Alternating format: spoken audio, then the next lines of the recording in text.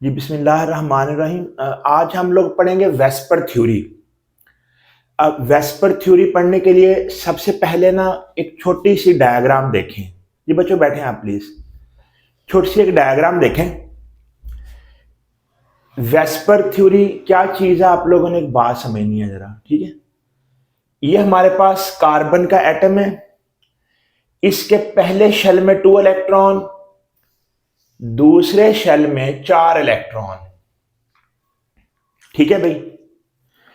अब ये एक हाइड्रोजन एटम जुड़ गया, ये दूसरा हाइड्रोजन एटम जुड़ गया, ये तीसरा और ये चौथा। ये मैंने ना एक डायग्राम बनाई है, CH4 के मॉलिक्यूल की 1 डायग्राम बनाई है मैंने ये वाली, ठीक है। मैं एक और डायग्राम बनाऊंगा, वो कैसे है भला। ये कार्बन का पहला शेल है भाई, ठीक है। ये कार्बन का दूसरा शेल, पहले शेल में 2 इलेक्ट्रॉन और दूसरे में 4। ये 1 हाइड्रोजन अटैच हुआ, ये 1 हाइड्रोजन अटैच हुआ, ये 1 अटैच हुआ, ये 1 अटैच हुआ। अगर मैं इसको बोलूं A, इसको बोलूं B, तो इन दोनों में से कौन सी डायग्राम आपको सही लग रही है आपके मन को, और कौन सी गलत फील हो रही है आप लोगों को। सब बच्चे कहेंगे सर A वाली डायग्राम करेक्ट है, B वाली डायग्राम रॉन्ग है। अच्छा, B वाली डायग्राम क्यों रॉन्ग है? क्योंकि ये जो 4 हाइड्रोजन एटम अटैच है ना,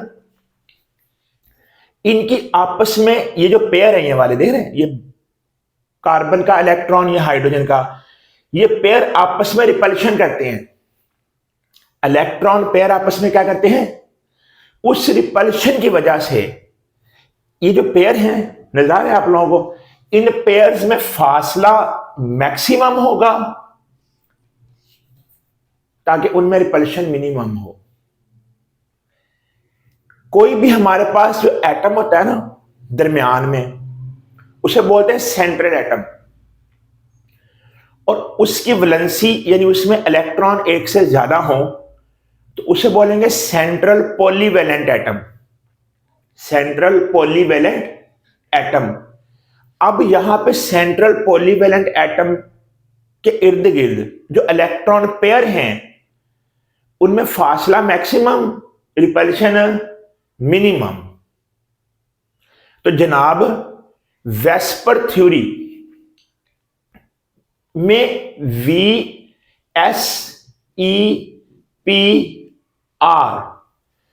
V से मुराद है किसी भी दरमियान वाले एटम।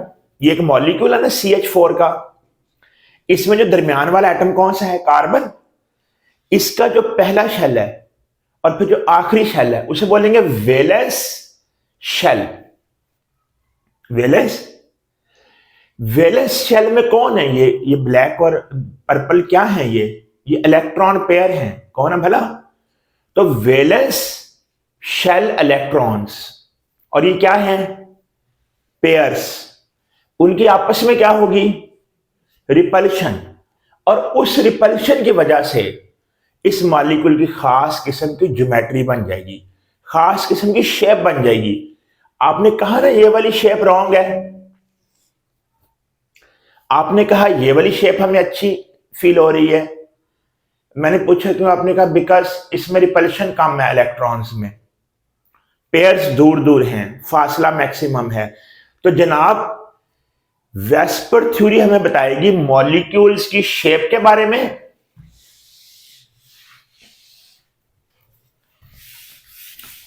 यह बताएगी मॉलिक्यूल की शेप्स के बारे में एंड ज्योमेट्रीज के बारे में। मॉलिक्यूल्स की शेप और ज्योमेट्री के बारे में हमें कौन बताएगी? VSEPR theory. कैसे बताएगी? ये कहती है वेस्पर थ्योरी के पोस्टुलेट क्या हैं? इसके 4 पोस्टुलेट हैं कि कोई भी हमारे पास जो मॉलिक्यूल होता है ना, ये CH4 का मॉलिक्यूल, ये CH4 देखें, ये CH4 का मॉलिक्यूल है ना, इसमें सेंट्रल एटम कौन सा भला? कार्बन। जो सेंट्रल एटम कार्बन है, इसके जो आखिरी शेल में इलेक्ट्रॉन पेयर है, ये जो बॉन्ड पेयर है ना, ये बॉन्ड बना है कार्बन और हाइड्रोजन के दरमियान, ये इलेक्ट्रॉन पेयर इस तरह अपने आप को एडजस्ट करेंगे कि इनके दरमियान रिपल्शन मिनिमम यानी कम से कम हो। और ऐसा कब पॉसिबल है? जब फासला मैक्सिमम हो। तो पहला, इसके 4 पॉस्टुलेट्स हैं प्लीज। पहला पॉस्टुलेट देखिए, शाबाश। Valence shell electron pairs. ये मॉलिक्यूल नजर आ रहा है आप लोगों को? इसमें ये कार्बन का आखिरी शेल है, ये इलेक्ट्रॉन पेयर्स हैं। वैलेंस यानी आखिरी शेल वाले electron pairs of central atom, central polyvalent atom, दरमियान वाला एटम हो, उसकी वैलेंसी भी एक से ज्यादा हो। अरेंज देमसेल्फ, अपने आप को इस तरह से अरेंज करेंगे कि इन सच अ वे दैट कि distance apart them maximum and repulsion between them minimum. एक बात, दूसरे पॉस्टुलेट से पहले एग्जांपल नंबर 2 समझिए। एग्जांपल नंबर 2 समझिए जरा, दूसरे पॉस्टुलेट से पहले। देखें जनाब, ये N है हमारे पास, नाइट्रोजन। नाइट्रोजन के टोटल 7 इलेक्ट्रॉन है। पहले शेल में 2 और दूसरे में 5। 2, 3, 4 और 5। अमोनिया का मॉलिक्यूल सुना हुआ है हम लोगों ने। ये हाइड्रोजन अटैच हुआ, ये हाइड्रोजन अटैच हुआ, ये हाइड्रोजन अटैच हुआ। जो दरमियान वाला एटम है अमोनिया में, इसका जो वैलेंस शेल है उसमें 4 पेयर हैं। उसमें 4 पेयर हैं।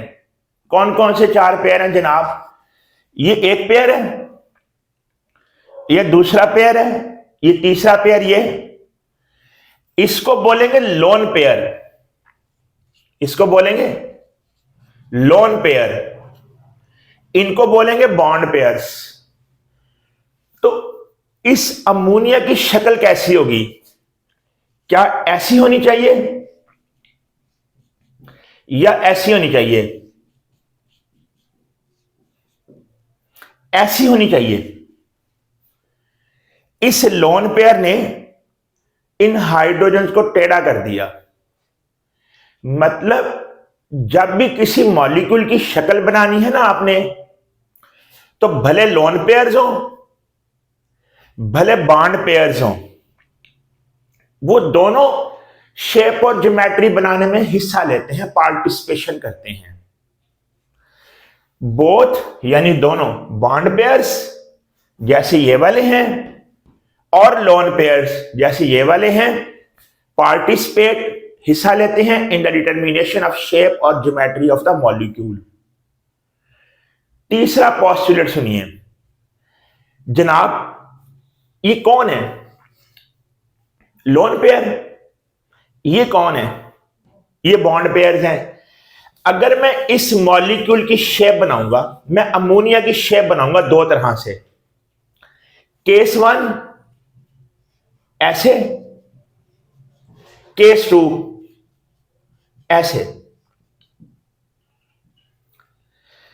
जरा गौर कीजिएगा, इसकी शेप और इसकी शेप में अ लिटिल बिट डिफरेंस। जनाब, ये जो लोन एंगल का फर्क है, यस एंगल का फर्क है। ये जो लोन पेयर होगा ना, ये वाला, ये इनको ज्यादा रिपेल करेगा। इनको फ्री है ना, इसको बस नाइट्रोजन का न्यूक्लियस खींच रहा है अपनी जानब। जो इसमें पेयर है, ये इसके गिर्द भी घूमेगा, इसके गिर्द भी घूमेगा। तो बॉन्ड पेयर को 2-2 एटमों के न्यूक्लियाई खींच रहे हैं, नाइट्रोजन का भी और ऑक्सीजन का भी, सॉरी हाइड्रोजन का भी। और नाइट्रोजन के पेयर को कौन खींच रहा है? बस nitrogen. Sir, lone pair occupy more space than bond pair because a lone pair exert more repulsion. ये सीधा, ये देखें, ये एंगल सब 90 के नहीं है, थोड़ी सी ज्यादा रिपल्शन करेगा।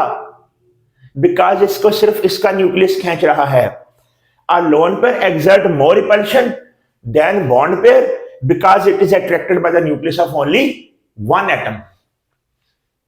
तो रिपल्शन का ऑर्डर क्या होगा? अगर दो लोन पेयर होंगे तो लोन पेयर्स यानी लोन पेयर और लोन पेयर में रिपल्शन सबसे ज्यादा होगी. दोनों ही बेले हैं, फारिग हैं, दोनों को एक एक एटम का न्यूक्लियस खींच रहा है. फिर लोन पेयर और बॉन्ड पेयर के दरमियान रिपल्शन है, एक लोन पेयर दूसरा बॉन्ड पेयर, जैसे यहां पे सिचुएशन है. और सबसे मिनिमम रिपल्शन बॉन्ड पेयर में है. इसको दो एटमों के न्यूक्लियस खींच रहे हैं, इस पेयर को भी दो के खींच रहे हैं. अ लोन पेयर exerts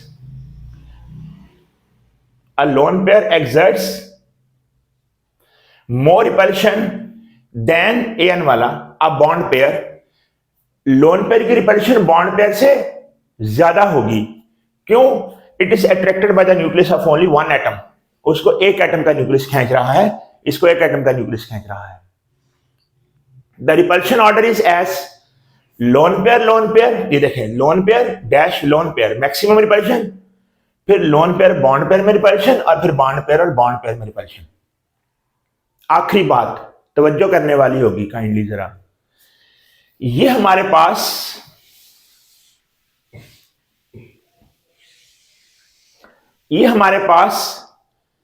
फॉर्मएल्डिहाइड या मेथनॉल का मॉलिक्यूल है.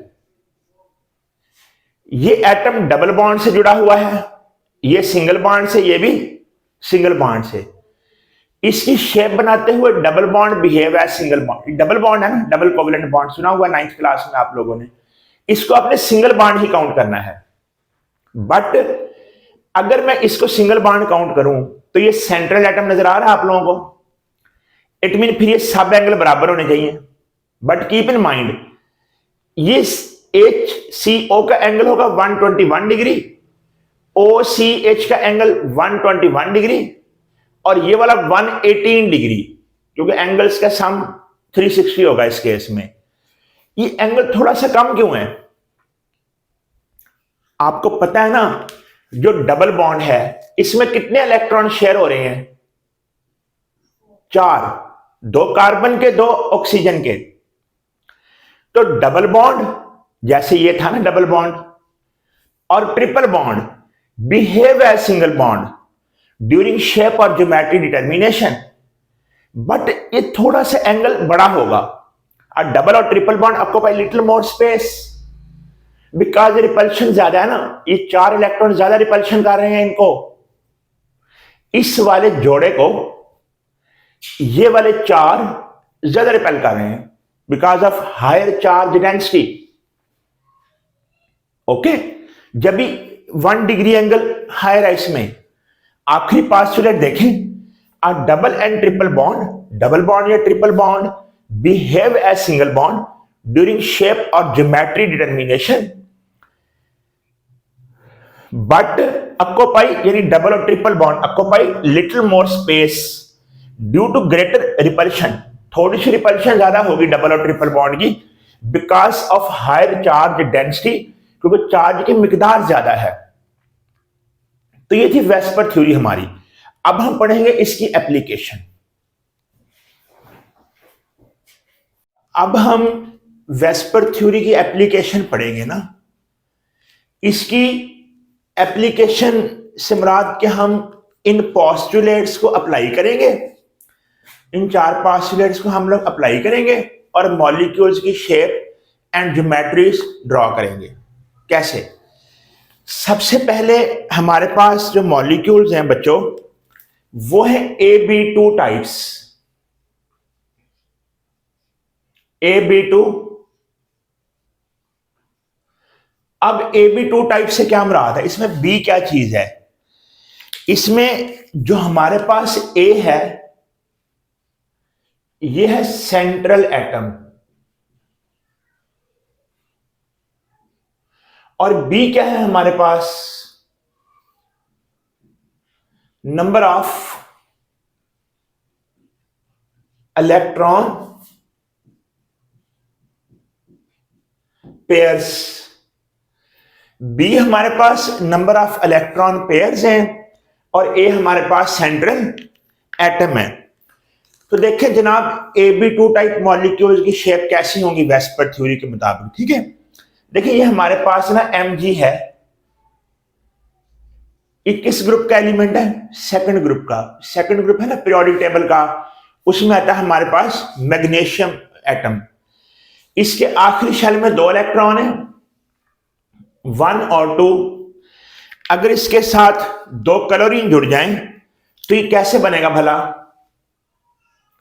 इस तरह और इस तरह, यानी एक पेयर इस कॉर्नर पे, एक पेयर इस कॉर्नर पे। तो हम कहेंगे Ab2 टाइप मॉलिक्यूल्स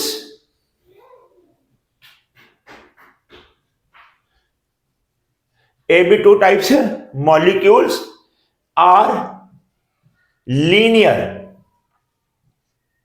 ये लीनियर है, एंगल BAB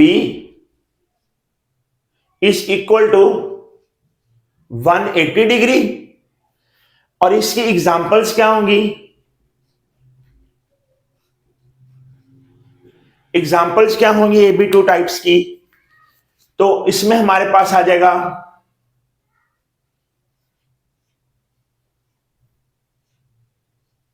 MgCl2, ये देखिए 180 डिग्री का एंगल है हमारे पास। इसके बाद जनाबे वाला BeCl2, ये देखिए हमारे पास 180 डिग्री का एंगल है हमारे पास। ऐसे ही हमारे पास इसको बोलेंगे Ab2 विद मल्टीपल बॉन्ड्स। मैंने बोला डबल एंड ट्रिपल बॉन्ड भी है, सिंगल बॉन्ड, इसको बोलेंगे Ab2 with multiple bonds, CO2। ये भी लीनियर मॉलिक्यूल है, 180 का एंगल होगा। इस पे लोन पेयर नहीं होना चाहिए कोई भी, ना इस पे लोन पेयर हो, ना इस पे लोन पेयर हो, ना इस पे लोन पेयर हो, यानी 2 पेयर हो साइडों पे, एक ये पेयर एक ये पेयर, फिर Ab2 होगा। अच्छा CS2, ये भी लीनियर है। तो Ab2 टाइप मॉलिक्यूल क्या होंगे? MgCl2, CO2, CS2, BeCl2। Molecule क्या होंगे? लीनियर, और एंगल क्या होगा? 180 डिग्री। अब हमारी सेकंड एप्लीकेशन है इसकी जनाबे वाला Ab3 टाइप्स।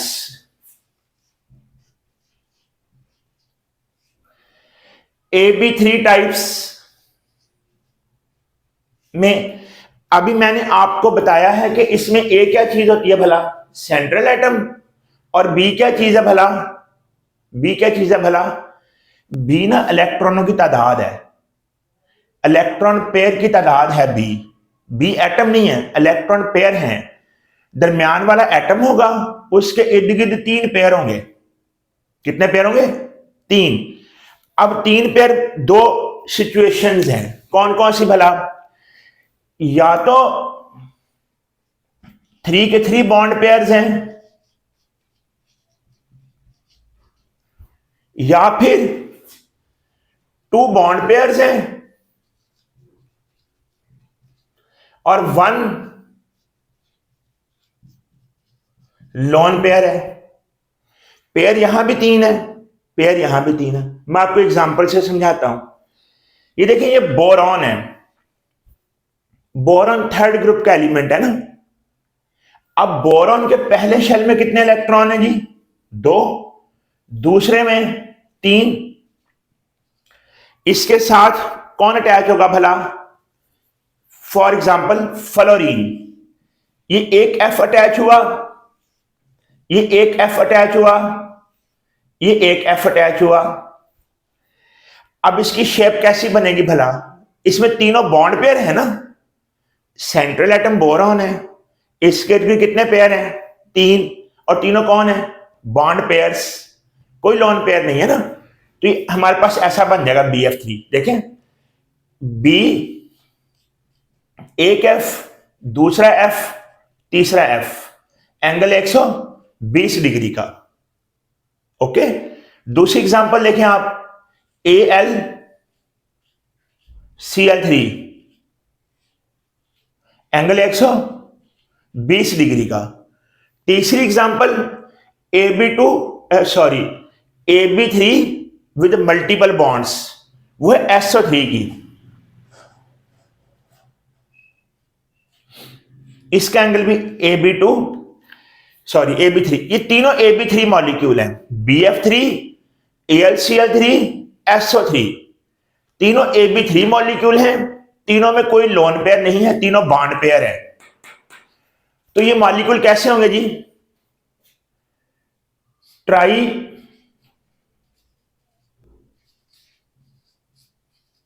एंगुलर प्लेनर होंगे। AB3 with no lone pair कैसे होंगे? ट्राई एंगुलर प्लेनर होंगे। और एंगल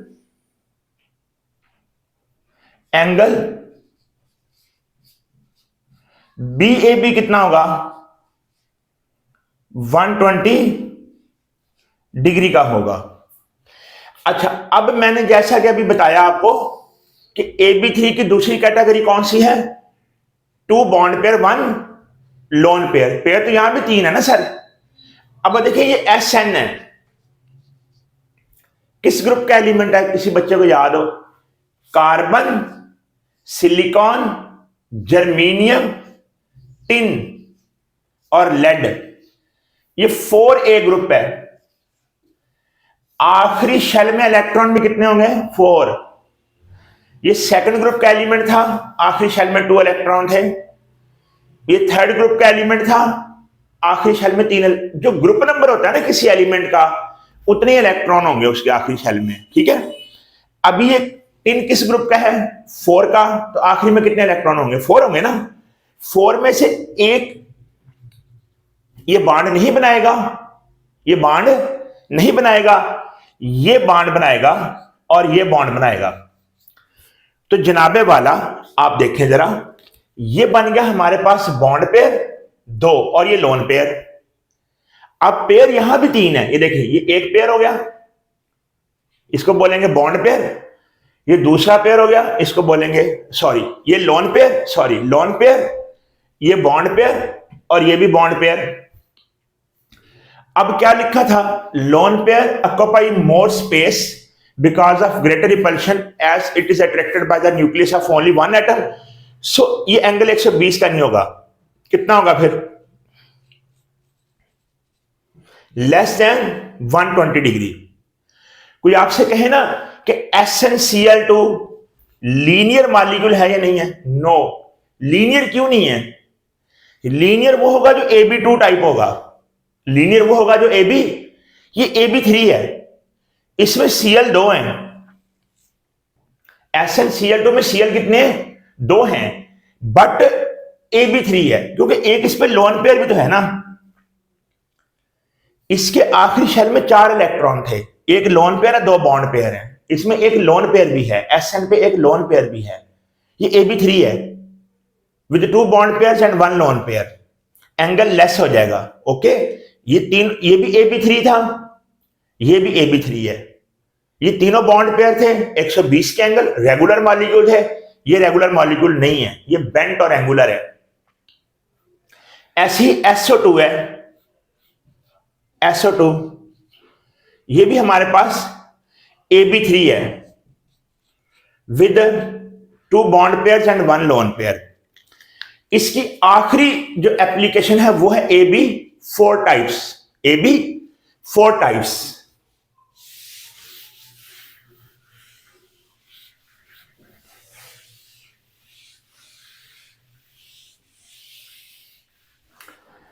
हाँ जी, 4 एप्लीकेशन है my dear students VSEPR theory के AB4 types. A central atom, B electron pairs है हमारे पास। AB4 टाइप में 4 पेयर्स हैं, 4 पेयर्स हैं, 4 इलेक्ट्रॉन पेयर्स। अब क्या होगा? 4 बॉन्ड पेयर्स या 3 बॉन्ड पेयर्स और +1 लोन पेयर, और या 2 bond pairs plus 2 lone pairs. ठीक है जी। देखिए यहां भी 4 पेयर बन रहे हैं, यहां भी 4 पेयर्स बन रहे हैं, यहां भी 4 पेयर हैं। तो जरा सुनिए प्लीज। देखें बच्चे, हमारे पास ना ये कार्बन है, कार्बन है हमारे पास। आखिरी शेल में 4 इलेक्ट्रॉन है, पहले में 2, आखिरी में 4, 1 2 3 4। अब इसमें 4 हाइड्रोजन्स कैसे अटैच होंगे? 4 हाइड्रोजन्स अटैच होंगे इसमें हमारे पास। कैसे? सुनिए, इसकी डायग्राम ऐसे बनेगी।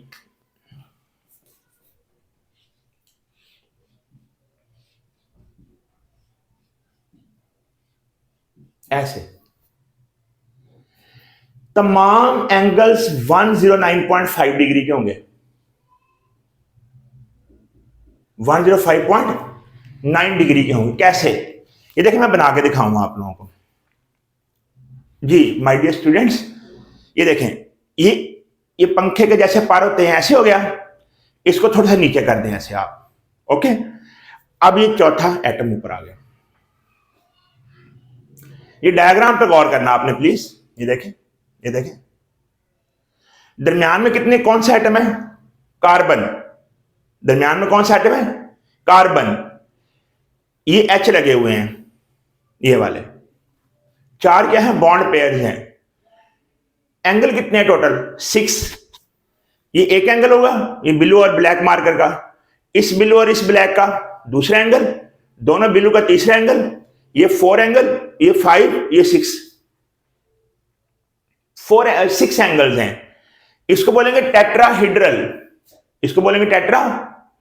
तो अगर को पूछे आपसे माय डियर स्टूडेंट्स कि AB4 4 बॉन्ड पेयर्स की शेप कैसी होगी? टेट्राहीड्रल। और एंगल कितना होगा? 109.5। AB4 with no lone pair, AB4 with no lone pair। अगर आपने ये बनाना हो 3 बॉन्ड पेयर और 1 लोन पेयर, तो ये होगा हमारे पास अमोनिया। ये लोन पेयर है N का, ये 3 H है। ये देखिए, अब इसका एंगल इसकी रिपल्शन कितना हो जाएगा? 107.5 डिग्री। इसको मैं कैसे ड्रॉ करके दिखाऊंगा आपको अभी। ये लोन पेयर है, ये देखें जरा माय डियर स्टूडेंट्स। अभी अभी आपने देखा था हमारे पास, ये देखें, ये क्या बना था? मीथेन CH4 बना था CH4 हमारे पास। ये स्पेस में है, ये स्पेस में डायग्राम है, 3D डायग्राम है, स्पेस में। अब ऊपर लोन पेयर आ जाएगा, ये रहे, ये लोन पेयर ऊपर, ये लोन पेयर आ गया ऊपर। इसकी रिपल्शन क्या होगी? थोड़ी सी ज्यादा, because it is attracted by the central nitrogen nucleus only. ये थोड़े से एटम नीचे हो जाएंगे या नहीं होंगे? होंगे ना। पहले ये एंगल 109 का था, अब रिड्यूस होकर 107 का हो जाएगा। इस लोन पेयर ने इनको ज्यादा रिपेल किया है, इन तीनों को ज्यादा रिपेल किया है, ये एंगल 107 का हो जाएगा। इसको बोलेंगे AB4, AB4 बोलेंगे इसको। But 3 bond pairs 1 lone pair, tetrahedral नहीं है, पायरामिडल। तो शेप कैसी होगी?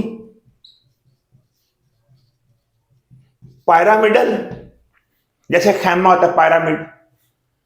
और ज्योमेट्री, अब ज्योमेट्री में 2 बातें हैं। ज्योमेट्री में बॉन्ड पेयर्स भी काउंट होंगे और लोन पेयर भी काउंट होगा। ये वेस्टर्न कॉन्सेप्ट है। तो ज्योमेट्री इसकी टेट्राहीड्रल बननी चाहिए, अगर हम लोन पेयर को भी काउंट करें और बॉन्ड पेयर्स को भी काउंट करें। तो तमाम जो स्टूडेंट है हमारे, जो पाकिस्तान के स्टूडेंट हैं, वो अपनी टेक्स्ट बुक फॉलो करेंगे, पंजाब टेक्स्ट बुक। जो इंडियंस हैं इंडियंस इसको शेप एंड ज्योमेट्री पिरामिड बोलते हैं। जो वेस्टर्न स्टूडेंट है, हमारे यूरोपियन स्टूडेंट्स हैं, वो कहते हैं जी geometry is the arrangement of all pairs, hence tetrahedral, and shape is the arrangement of atoms, hence pyramidal. तो तमाम कंट्रीज के लोग अपने अपने इसको फॉलो करेंगे कॉन्सेप्ट। शेप और geometry, geometry is arrangement of all pairs and shape is geometry of only atoms. तो shape is pyramidal, geometry is tetrahedral. क्योंकि सभी पेयर काउंट कर रहा हूं ना, ज्योमेट्री में 1 2 3 4 पेयर काउंट हो रहे हैं, तो वो तो उसी की तरह है ना, ठीक है। हाँ, शेप पिरामिड है। इसी में एक और एडिशन कर ले एग्जांपल की, वो है NF3। NF3 ये बिल्कुल ऊपर वाले की तरह है, ये जैसे ऊपर वाली डायग्राम बनाई है उसी तरह है ये। अब यहां पे कितना एंगल हो जाएगा? 102, 102.5 due to more electronegativity of F, 107 से 102 एंगल हो गया। अब आखिरी बात क्या है जी? 2 लोन पेयर 2 बॉन्ड पेयर। तो ये देखें, ये हमारे पास क्या था? मीथेन। ये क्या था? मीथेन। ये क्या बन गया था? अमोनिया। और ये क्या बन गया है? वाटर। ये 2 लोन पेयर है और 2 एटम है। ये अबव द प्लेन है, ऊपर एक लोन पेयर, एक नीचे lone pair. 2H above the plane है, 2H अबव द प्लेन है। कैसे? ये देखें जरा, ये ऑक्सीजन है, ये 2H है, और ये 2 लोन पेयर हैं। हमारे एक इंडियन दोस्त हैं, उन्होंने डायग्राम इसको इस तरह से बनाया था, देखने में अच्छी लग रही है। हर कोई सोचेगा यार ये बराबर बराबर फासला मिल रहा है सबको, बट इसमें ये मैक्सिमम रिपल्शन है। इनमें लोन पेयर्स में मैक्सिमम रिपल्शन है, थोड़े से बैक साइड पे है लोन पेयर, और H दोनों अबव द प्लेन है। ऐसे H कहां है? अबव द प्लेन है, और लोन पेयर ऊपर नीचे है, थोड़े से पीछे हो जाएंगे। तो इसका एंगल कितना हो जाएगा? 104.5 डिग्री का। 104 शेप क्या होगी? बेंट। शेप क्या होगी? बेंट। Geometry tetrahedral. टेट्राहेड्रल क्यों अभी? क्योंकि arrangement of all pairs, arrangement of all pairs. ऐसी एक और डायग्राम H2S, ये भी अबव डायग्राम की तरह है। इसमें एंगल कितना है? 92 degree. 90। My dear students, VSEPR theory की लिमिटेशन क्या है? इसमें क्या कमी है आखिर? तो सुनिए, किसी भी थ्योरी को मॉलिक्यूल्स की शेप बताने से पहले क्या बताना चाहिए भला?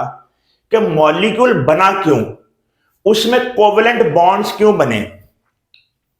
अगर आपसे पूछा जाए वेस्पर थ्योरी में क्या कमी है, वेस्पर थ्योरी की क्या लिमिटेशन है, आप कहेंगे जनाब ये कोवेलेंट बॉन्ड फॉर्मेशन के बारे में नहीं बताती, ये नहीं बताती ये कोवेलेंट बॉन्ड क्यों बना, शेयरिंग क्यों हुई।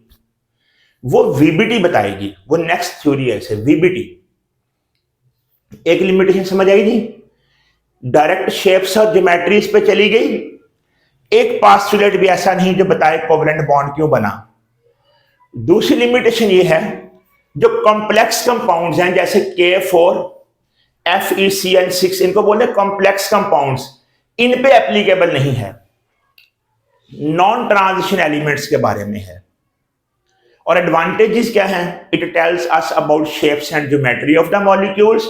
और लिमिटेशन क्या है?